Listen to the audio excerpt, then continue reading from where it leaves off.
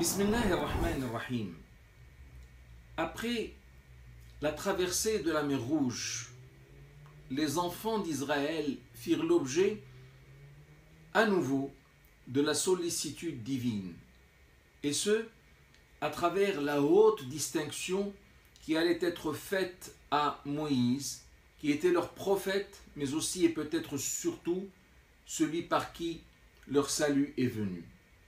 Dieu dit dans le verset numéro 50 du chapitre de la Génisse, Surat Al-Baqarah, وَإِذْ وَاعَدْنَا مُوسَى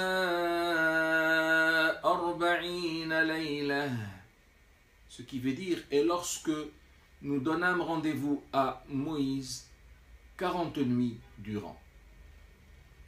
Moïse est le fils d'un monsieur qui s'appelait Amram, descendant de Lévi, lui-même fils de Jacob, et de sa première femme, Léa.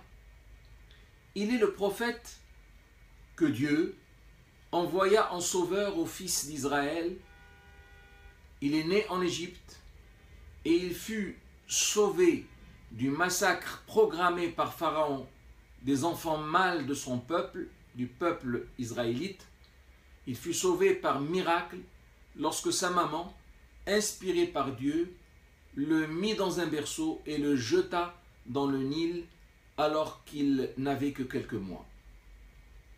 L'ironie du sort voulut que Moïse, alayhi salam, soit recueilli par l'une des filles de Pharaon qui le confia à sa mère, qui, à son tour, l'adopta et interdit qu'on lui fasse du mal.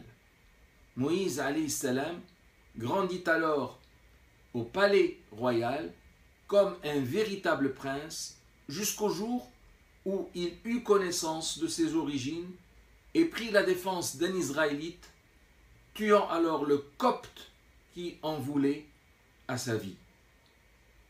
Il fut par conséquent contraint à l'exil.